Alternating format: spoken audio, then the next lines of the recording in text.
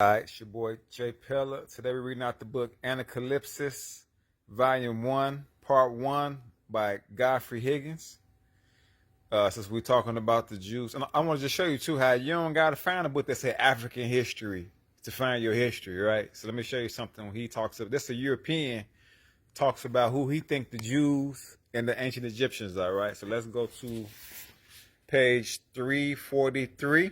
It says, Jews and Egyptians, blackness of observation on the Jews. Now, this is a European, right? He says, Major Aramo reckons 84 castes in India, each of which has a physiognomy peculiar to itself. The more civilized tribes, he says, are more comely in their appearances. The noble order of the Brahmins are the fairest and most comely. The mountaineers most resemble Negroes in their countenance and their hair. The natives of the hilly districts of Bengal and Bahar can hardly be distinguished by their features from the modern Ethiopians. All this accords very well with my theory respecting the Black Buddha. Probably at the same time, the Black Jews divided from their countrymen, they were black, and from being always few in number and low in rank and breeding entirely in their own caste, they have kept their ancient sable complexion. Basically said their ancient black complexion. It has been observed that the figures in the caves of India have the appearance of Negroes, black people. This tends to prove not only the extreme antiquity of the caves, but also the original Negro characteristic of the natives. Dr. Pritchard has most clearly proved, as I stated in Book 4, Chapter X111, Section 2, that the ancient Egyptians were Negroes. He observes that the Greek writers always mention the Egyptians as being black in complexion. In the supplies of Aeschylus, when the Egyptian ships is described as approaching the land and seen from the enemies on the shore, it is said, the sailors too I mark, conspicuous in white robes and their sable skin, in their sable limbs, in their black limbs. And then it goes down to Herodotus. He says, Herodotus, who was well acquainted with the Egyptians, mentioned the blackness of their complexions more than once.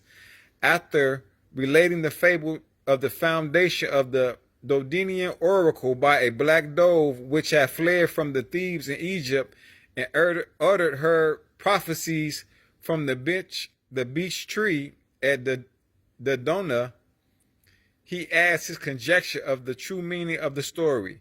He supposed the oracle to have been instituted by a female captive from the Thebaid who was enigmatically described as a bird, and subjoins that by representing the bird as black, they marked the woman as an Egyptian. Okay, it's more I want to go into, but let's just go to that. Okay, now this is a guy. He says the mountaineers most resemble Negroes in their countenance, their looks, and their features. The natives of the hilly districts of Bengal and Bahar, which is Asia and India, right, can hardly be distinguished from the features from the modern Ethiopians, right? So good, he's saying, right? All this accords very well to my theory representing the Black Buddha. So he's saying Buddha was black, an African brother.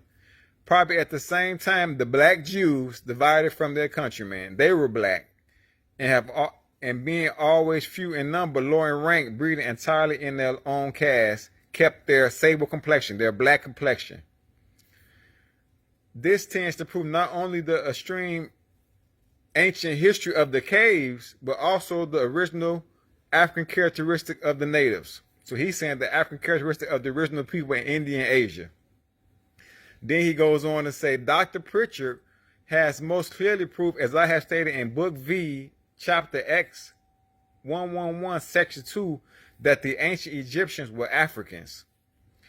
He observed that the Greek writer also mentioned, so when you hear them saying that Oh, Europe came out of the Dark Ages because the Greeks. He said the Greeks also always mentioned the Egyptians as being black in their complexion. In the supplices of Aesculapius, the Egyptian ship described approaching the land. And then he's saying, so when they talk about slavery, right, and how they about to say on slave ships, there are stories showing you how we already had ships before the United States existed, before Europe even existed. Egyptian ship.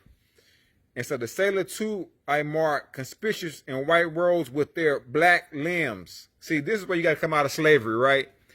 And so let me show you this. And then he said, Herodotus, who was well, this is a European saying this. Herodotus, who was well acquainted with the Egyptians, mentioned the blackness of their complexions more than once. And then, you know, we know oracles. We watch The Matrix. That's our culture. We always have a lot of oracles. Most times they're female. So he said he's supposed the oracle to have been instituted by a female captive from the DB who was enigmatically described as a bird and sojourned that by representing the bird as black, they marked that the woman was an Egyptian. By representing the bird as black, they marked that the woman was an Egyptian. And so this is what's going on here. When you wonder why they trying to attack us, like Dr. Asa here said, it's because we're doing real research and finding real answers. No one in the NBA, Nike, NFL has ever went to any screen and defined the word Semite because they don't want to get embarrassed. So this is your African history quote of the day. My advice to the NBA, Nike, NFL, stay in your lane, when it comes to education. Now, as far as throwing the balls, catching the balls, jumping, dunking, and, stick with that. NFL, NBA team, and Nike owners. But when it comes to history, world history, stay out of that arena because you will get embarrassed. And you can see this guy, the book again is called Anacalypsis. This guy is a European saying that he believes the Jews were African black people, Moors. Ancient Egypt was African black people, Moors. And Buddha was African black people, Moors. I didn't say this. This European dude said this because he wanted to go find the truth. All right? And so that's your call today. Y'all have a great day. I'll tap in with y'all later after I get out of Facebook jail, okay? Peace.